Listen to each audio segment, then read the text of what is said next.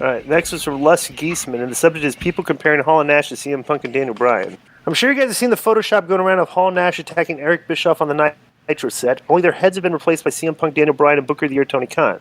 What I find so crazy about this is while the photo is clearly done for laughs, there are fans out there who genuinely think that's an equivalent. Scott Hall should have been a top guy in every company he worked for. Kevin Nash made the most physically impressive wrestler in history. These guys look like effing straight-up gangsters who, when a shoot, could beat the brakes out of most of the locker rooms in any company. I mean, Scott Hall was a small guy from the original NWO, and he's like 6'5". Daniel Bryan and CM Punk look like everyone else in AEW. It's not the same. All this talk of a new NWO is so damn corny, and we know that CM Punk can't fight. But I have two questions for you guys to debate. What's your take on this comparison? If there was a third guy, who's the third who would really make this a new NWO-type invasion? And who's AEW's Hulk Hogan? So if I rambled, congrats on all the success, guys. Let me tackle this one first. It's no comparison because here's the difference. All right? Back in the day, back during our time, we talked back in the day, bro, we had like what we called, it was a top 12 or 13. And it was the 12 or 13 guys that were the top guys in our company, and there was a glass ceiling in between those guys and the rest of the card, right? And the top 12 were like, let's go over them. Luger, Sting, Hall, Nash, Hogan, Macho, Piper, Goldberg, Page, Brett, Flair, whatever, okay? Sting. And these guys are all stars, okay? Bro, there's not enough stars in the business today to do anything remotely like that. Okay, like we just do not have the level of stars that they had back then. Where these guys are just they're larger than life. They're above everybody on the card. There's a separation between them. They're just the top guys. That just does not exist anymore like that. Like the top guys in the like the business today, like the top guys in AEW are Jericho, MJF, Cody, Kenny, Bucks. And so you can't compare like where they are on the card compared to the rest of the card to the way these guys were compared to the rest of the card WCW. That's why it's not a comparison. So what's your opinion? That's my opinion. I think yeah, go ahead, Konnan. What? Go ahead, Konnan. I do believe for that crowd, it's the same thing to them. If Punk and Bryan came out, to them it would be the same as Hall and Nash when they came to WCW. And yeah, but to that crowd. But the thing was, this angle, it drew it brought an audience. Yeah, it brought an audience built. It's like you expand, like you never know. It might. Okay, let's see. Let's see what happens. Yeah. You're right. It's like they come in together. That's a big deal. And in Chicago, bro, those fans as wild as any fans in the world.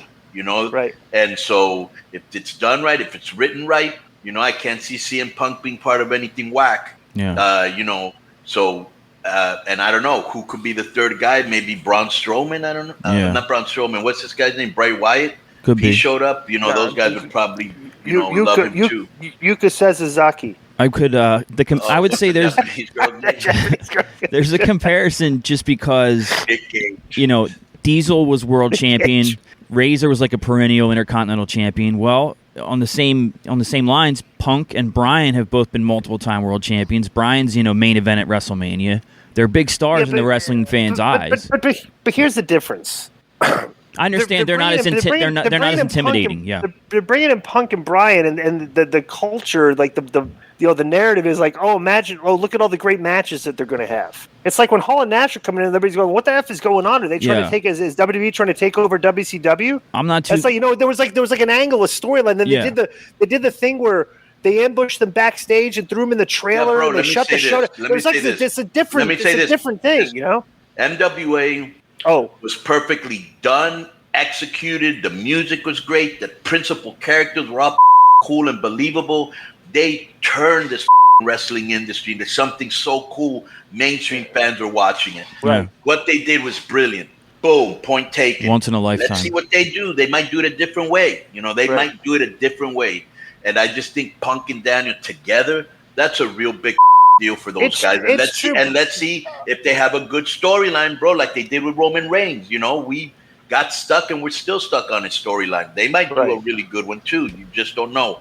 So let's see what happens. That's all I have to say. Yeah, and if it was possible, I'd love to see, and I think a big earth-shaking thing would be if they got Brock. get Brock in. But I've read that's not Brock very. Is a game changer. Brock would be a game changer. Brock but here's the problem. And this is what we talked about earlier. It's like we don't know what type of deals these guys have. If like they bring in Brock, it's like is Brock on like his 9-show deal like for the whole year and the show that he's on. And bro, like dude, they're not. You know what'd be interesting? I would love the AEW to spend the money and book Brock. Mm-hmm. Okay, and take Brock Lesnar and do what WWE should have done with him. Have him come in and wreak havoc on every show that he's on.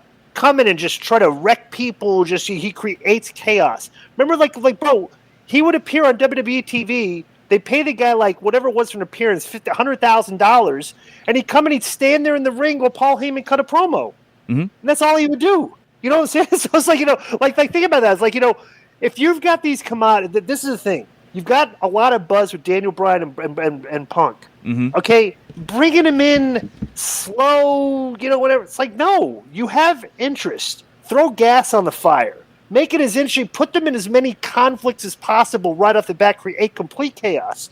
And like have people wondering, what the going to happen next week? You know what I'm saying? That needs to be what they need to do to draw interest and create buzz. Yeah. You know what I'm saying? Because like you have people like, hey, Punk's coming back. And if they come back and it's just like, all right, they come back, challenges for the belt, they have a match, they have, it's like all right, Sting's come back. That it didn't mean perfect. Yeah. Right. It didn't mean nothing. Yeah. But you have an opportunity here to really, let's get outside the box. Let's not do traditional. Let's throw some gas in the fire and start some with this. Yeah, Punk comes in, whatever, maybe some guy mouths off at him for being a scrub in UFC and he beats the out of the guy. Maybe Daniel Bryan. I don't know, whatever. It's like just something interesting that gets people talking. That's what you want. Right. And they have an opportunity to do it.